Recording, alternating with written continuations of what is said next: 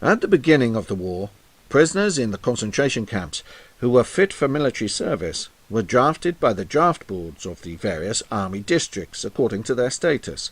Those who were fit reported to the Gestapo or the state police office, and were either released to enter the military or were kept in the camps. There were many Jehovah's Witnesses in Sachsenhausen. A large number of them refused to serve in the military, and were therefore sentenced to death by Himmler as draft dodgers. They were shot to death in the camp in front of the entire assembly of prisoners. The other Jehovah's Witnesses had to stand in the front rank and watch. Years earlier, I had become acquainted with many religious fanatics at the shrines, in the monasteries in Palestine, and at the Hejaz railway station, in Iraq and in Armenia. They were Roman and Greek Orthodox Catholics, and Muslims, both Shiite and Sunni. But the Jehovah's Witnesses in Sachsenhausen, especially two of them, surpassed everything I had experienced. These two fanatics refused to do anything that was connected to the military in any way. They would not stand at attention, or click their heels together, or lay their hands down at the seams of their trousers, and they refused to remove their caps. They claimed that these displays of respect and honour were for God alone, not men. For them, there were no human masters. They would recognize only Jehovah as their Lord and Master. These two had to be removed from the block of the Jehovah's Witnesses, and had to be kept in cells because they constantly challenged the others to behave in the same way. Eike had sentenced them several times to floggings, because of their behaviour for not obeying the discipline of the camp rules. They withstood the beatings with such an inner passion that they seemed perverted. They begged the commandant for further punishment in order to be better witnesses for their ideas and their God. They refused their army physicals. It was not expected that they would submit, but they even refused to sign any military forms. They were sentenced to death by Himmler. When they were put into cells and told of the death sentence, they went completely insane with joy and happiness. They couldn't stand the wait until the execution. They wrung their hands over and over, and looked up joyously, and called out repeatedly, "Soon we will be with Jehovah. What good luck we have had that we have been chosen for this." A few days earlier they had attended an execution of one of their fellow believers, and could hardly be controlled even then. They continuously asked to be shot. This frenzy became a burden to watch. When they were first arrested, they had to be taken by force, but now, when their time came, they practically ran double time to their own execution. They did not want to be tied up, so that they would be able to raise their hands to Jehovah. They stood in front of the wooden execution wall, with a radiance and ecstasy which was no longer human. This is the way I had always pictured the first Christian martyrs, as they waited in the arena to be torn apart by the wild beasts. With their faces completely transfigured, eyes directed to heaven, hands folded in prayer, and exalted, they went to their death. All who saw them die were deeply moved. Even the execution squad was numbed. The Jehovah's Witnesses became even more possessed in the faith because of the martyrs' deaths suffered by their fellow believers. In order to gain their freedom, several had already signed the declaration, which stated they would not recruit for Jehovah anymore.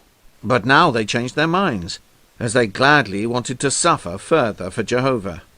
Generally, in their everyday life, the men and women of the Jehovah's Witnesses led a quiet, hard-working life, and were sociable people who were always ready to help. Most of them were tradesmen, and many were farmers in Prussia.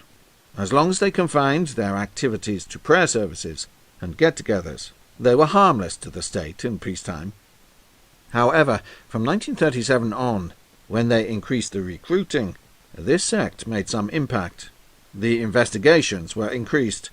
Workers for the church were caught who furnished proof that the enemy was deliberately and zealously helping to spread the idea of the Jehovah's Witnesses, and thus using religion to undermine the will of the people for military preparedness. So it was evident at the outbreak of the war the kind of danger which could arise if the most active workers and the most fanatic Jehovah's Witnesses were not taken into custody. The recruiting for the Jehovah's Witnesses came to a halt after 1937. In the camp itself, the Jehovah's Witnesses were hard-working and dependable.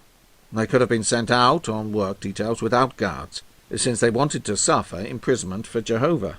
The only problem was that they stubbornly refused to have anything to do with the military or with the war.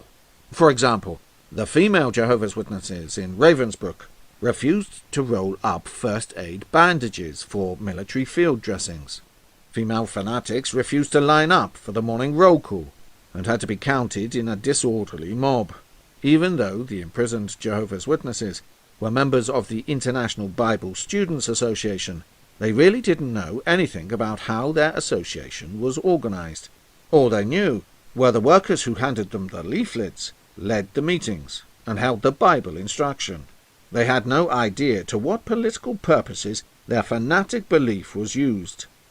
When this was explained to them, they laughed about it and could not understand. Their duty was only to follow the call of Jehovah and to be faithful to him. Jehovah spoke to them in visions through inspiration, through the Bible, if you read it correctly, and through the preachings and the writings of their association. This was the whole truth and could not be argued.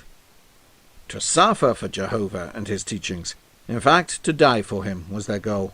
They believed that only in this way would they rise to become the chosen witnesses of Jehovah. This is also the way they looked at their imprisonment in the concentration camp. They willingly accepted all abuses. It was touching the way they cared and helped one another in brotherly Christian love whenever it was possible. However, there were countless cases of Jehovah's Witnesses voluntarily reporting to the swearing off. That's how the process was labelled by the Jehovah's Witnesses. They signed a reverse, in which they renounced their membership in the International Bible Students Association, and in which they pledged to recognize and fulfill laws and regulations of the state. They also declared that they would not recruit new witnesses for Jehovah. It so happened that, based on these renunciations, many Jehovah's Witnesses were released immediately in later years. Himmler originally wanted to assure himself, by keeping them imprisoned after they had signed, that the renunciation was true and full of conviction. The turncoats were put upon quite nastily by their brothers and sisters because of their turning away from Jehovah. Many, especially the women, had retracted their signature because their consciences bothered them. The continuous moral pressure was too strong. It was totally impossible to shake the Jehovah's Witnesses in their belief. Even the turncoats wanted to remain faithful to Jehovah under any circumstances, even though they had divorced themselves from their congregation.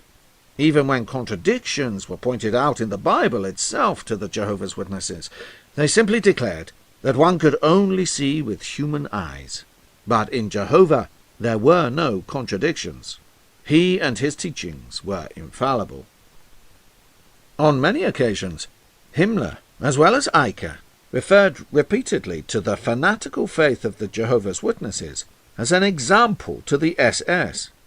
Just as fanatically and unshakably as the Jehovah's Witnesses believed in Jehovah, that's exactly how an SS man must believe in the idea of National Socialism and Adolf Hitler. Only when all SS men would become such believing fanatics would the state of Adolf Hitler be secure far into the future. Only by fanatics who were willing to give themselves completely for the idea could a philosophy be carried and maintained far into the future. I have to return again to the executions at the beginning of the war in Sachsenhausen. How different each person's approach to death was. The Jehovah's Witnesses were in a way strangely satisfied. One could say that they had an almost transfigured mood, and had a rock-hard awareness that they were to be allowed to go into Jehovah's kingdom. The draft dodgers and the saboteurs calmly composed and reconciled themselves to the inevitability of their fate. The professional criminal and the truly asocial appeared to be quite different, either cynical, insolent, or apparently vigorous. Trembling inside with the fear of the great unknown, they raged and fought all the way, or whinnied for a priest to help them. 21. The Women's Camp. A pleasant contrast to this type were the female Jehovah's Witnesses, called Bible bees or Bible worms. Unfortunately, there were too few of them. In spite of their more or less fanatical philosophy, they were very much in demand. They worked as servants for the SS, who had large families, in the Waffen-SS clubhouse, even in the officers' club, but for the most part they worked on the farms. They needed no guards or supervisors. They worked on the chicken farms at Harmensa and on different farm estates. They chose to work hard because this was Jehovah's commandment. They were mostly middle-aged German women, but there were also a number of Dutch females represented. I had 2 older women working for more than 3 years in our household. My wife often said that she personally could not take better care of the household than these 2 women. They were especially touching in the way they cared for our children. The children hung on them as if they were members of the family. At first we feared that they might try to convert the children to Jehovah, but this never happened. They never spoke about religious subjects, which was truly surprising because of their fanatical attitude. There were also peculiar types among them. One of them worked for an SS officer, and was able to anticipate his every wish, but absolutely refused to clean or even touch his uniforms. Not the cap, the boots, or in fact anything connected with the military. As a whole, she was satisfied with her lot. By her suffering imprisonment for Jehovah, she hoped to gain entry into his kingdom, which was expected to come soon. Strangely, all of them were convinced that the Jews were justly suffering and had to die because their ancestors betrayed Jehovah.